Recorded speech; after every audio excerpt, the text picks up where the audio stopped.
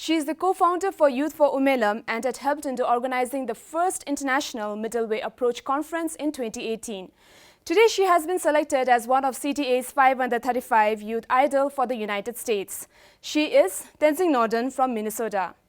Tashidil Nordon La, and congratulations.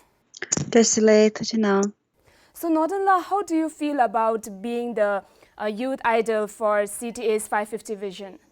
Honestly, I didn't realize that this was an award. I thought that this was an opportunity for us young people who attended the second 550 forum to be able to give back in our own ways by facilitating and leading sessions for the next 550 event. But honestly, to have gotten this award, I feel humbled and I feel honored to have received it. But I also know, on the other hand, that there are many amazing young people out there as well. And I was just happened to be lucky. The right place at the right time. So what brought you to the 550 Forum and how important do you think the vision is? I've been very involved in the Tibetan community and I've gone to many retreats, many conferences in the past and whatnot. But I think this idea of a forum was really, really important because what a forum does is it brings people together. And specifically, this was a youth forum. So it brought youth from all over the world together to be able to have a platform to discuss what are the issues that are relevant and most important to Tibetan youth today. And that including all the voices that are out there, because that's the best way you can gather the most information to be able to assess the needs of our current community. As you already know, me being in the community and having been so involved, I wanted to make sure that the voice of the Minnesota Tibetan community was also heard, and the things that I was seeing with my community and the youth specifically in my community, that was reflected in the recommendations that we come up with for the CTA and then for also other youth as well. Like you mentioned, we also know that you have been actively engaged with the Tibetan community in your region, particularly with the co-founding of the Youth for Umaylam. So tell us, how did the idea occur to you? The idea didn't necessarily come to me and thinking, oh yeah, we should start this organization and I'll gather all the people. It was actually a friend of mine, Tindor, who came up to me and said, hey, I'm really interested in starting this organization. I think it's really, really important. Would you like to help and support me in this effort? So that's how the co-founding came about, because it was a close friend of mine who I've done, a lot of community work with in the past through Lamdu, which is a different organization that we started back in college. And because of that already rapport/relationship built, and because there were other like-minded people who wanted to come together and saw that there was a need for us to communicate and to create platforms for young people to engage in those kinds of dialogues and to, at least be curious about what is out there, about what the middle way approach is, and to be able to learn about it and then make your own decisions about what you believe in. Youth for Umaylam was a way for us to connect to younger people as well and then give them a platform so that they would have the ability to learn as well. So how is it being received by the people there? I think that Youth for Umaylam has done really well in the sense that we are a community-based organization that has been doing a lot of Umaylam-related work in the community here.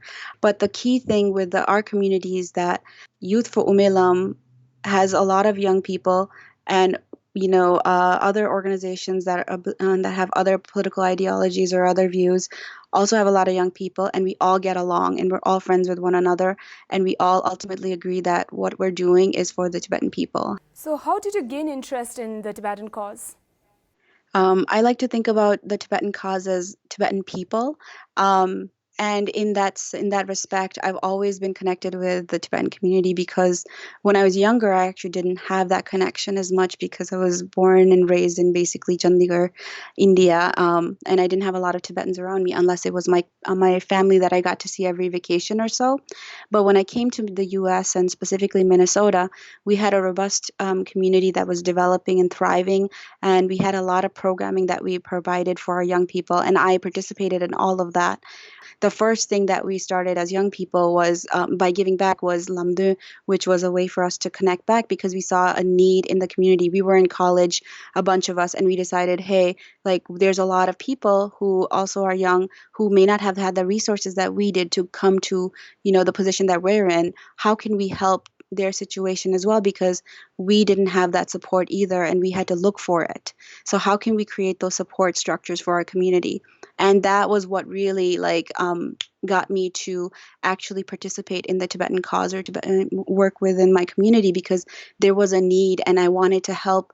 Ultimately, it's all about the people, and that's why I do the work that I do, and the different things that I'm involved with is all because of people. So Nordon, you have been involved in a lot of activities related to the cause of Tibet, and also we see that you are in the process of pursuing your master's degree.